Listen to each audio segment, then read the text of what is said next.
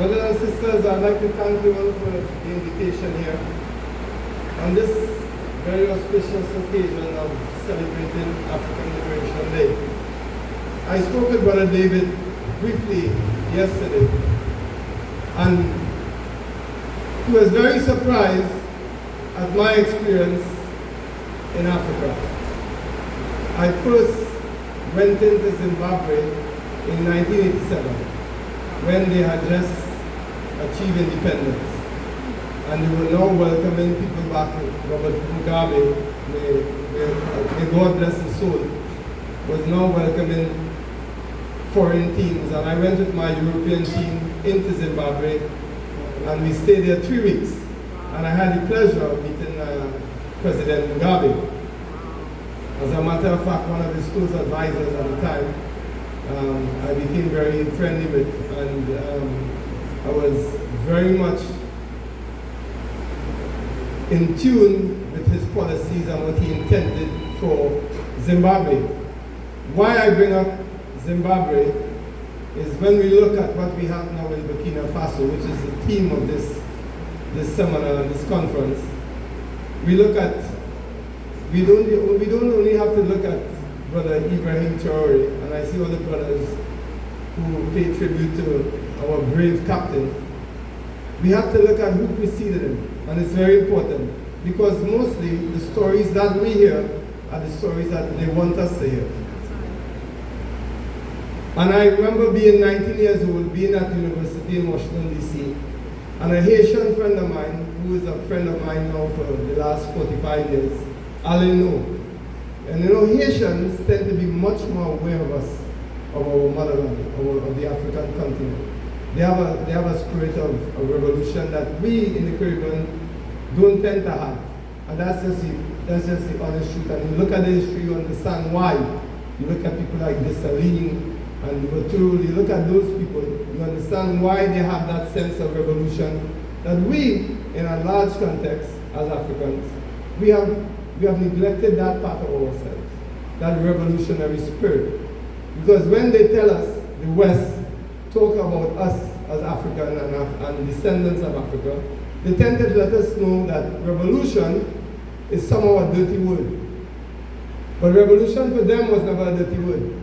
Their colonization of Africa, the Middle East, and other countries was never a dirty word. They came in, raped, pillaged, plundered, built their economies, and then tell us that we should not have that revolutionary spirit. When our brave brothers before, like Thomas Sankara, who preceded Ibrahim Traore, Lindo, and I have to give tribute to my brother, that Haitian brother, was the first one to tell me, David, you know we have a brother at that time it was Upper Volta, before Thomas Sankara came in. He said there is a brother in Upper Volta who is doing a great job, and we were followers of Malcolm X. As a matter of fact, we came into Islam behind Brother Malcolm X. And we began to research Thomas Sankara. And we realized that this brother, who was very much on a Pan-African trend, was very much on self-sufficiency within Upper Volta, that he was the one who renamed it Burkina Faso, the land of upright men. And we realized that he knew that to get away from that colonial mindset, we had to do a whole recalibration. We had to reset everything. Because the first thing that the colonizers have done until now is to make us think in a certain way. For us to see each other in a certain way. For us to see Africa in a certain way. So they call Africa the poor continent. But if it's the poor continent, why are all these white people in Africa? Why are these countries in Africa?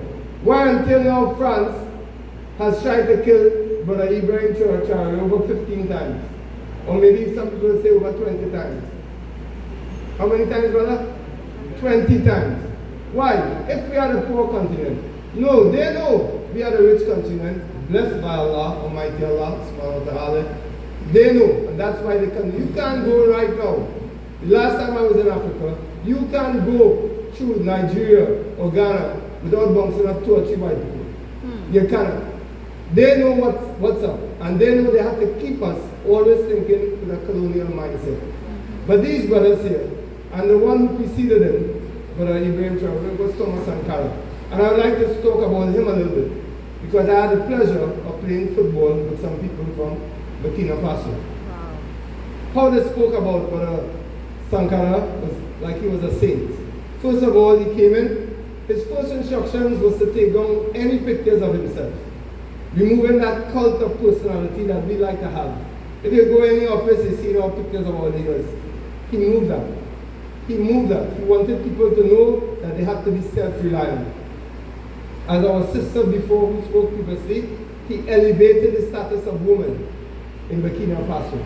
He made sure that to increase the literacy among them, because as our sister before said, women are our first teachers. So he made sure to implement that in Africa. He increased the immunization rates, because all of a sudden, I'm not a conspiracy theorist, but I want you to look at it. All of a sudden, when any wealth or mineral that is covered in Africa, for some reason, all of a sudden, some disease happens in that area. All of a sudden, some disease happens in that area, they come in, move the people, and then all of us after a year or two, you see Western European countries, America inside there, mining, extracting all the minerals from that place. I only have to give the example of Congo, the Democratic Republic of Congo. I don't know how democratic it is, but Congo, the wealthiest, by all estimates, the wealthiest nation in the world, has the poorest people in the world.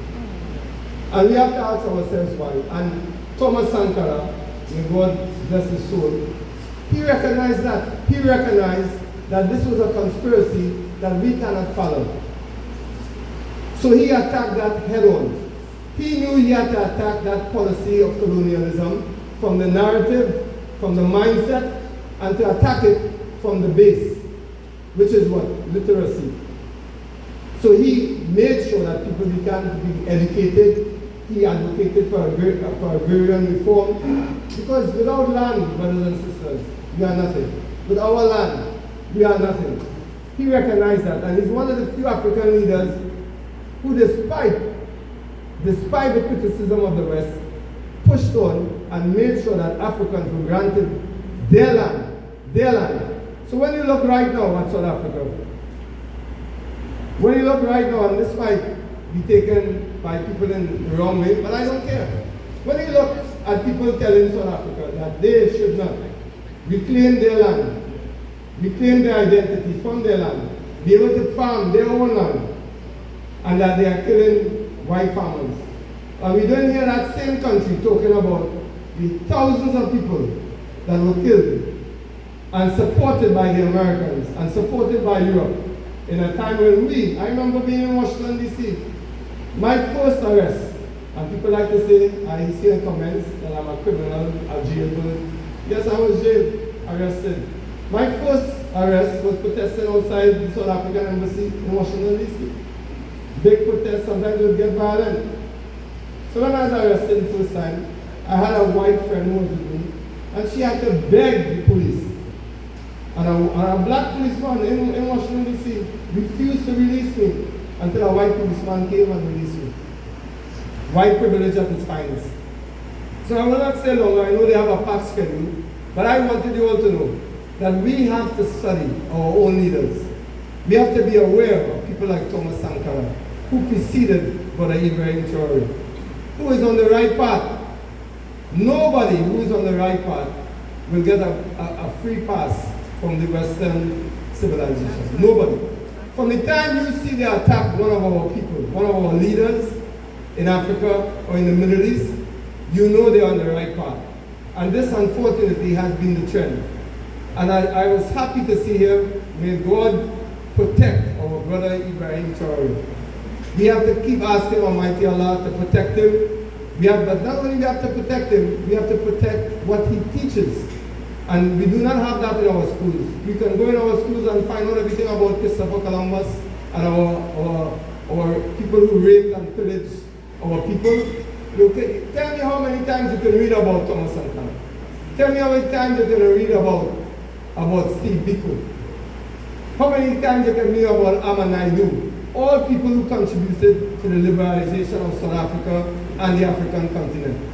So I urge you, brothers and sisters, in the spirit of Thomas Sankara, for the legacy of Ibrahim Ture, raise your education level, raise your consciousness, where Africa remains not only as a fulcrum and the nucleus of our consciousness, but Africa remains our goal to always be connected to the continent. Whether you're Muslim, Christian, or whatever religion you choose. And I end with this. Pan-Africanism in and of itself is not sustainable unless there's a spiritual component. And I know if you read, you will see many examples that Pan-Africanism must have as its base a spiritual component. That is why we wish Ibrahim Ture, who seems to be a devout Muslim, we wish him all the best. But Stokely Carmichael, Kwame Ture, he recognized this in his later years, that spiritual component must be also at the heart of Pan-Africanism. That will ensure that we have a base rooted in the divine, that we think about things other than ourselves, that there is no philosophy in and of itself other than from the Creator. I thank you all for listening, and I look forward to speaking with you all again. Assalamu alaikum.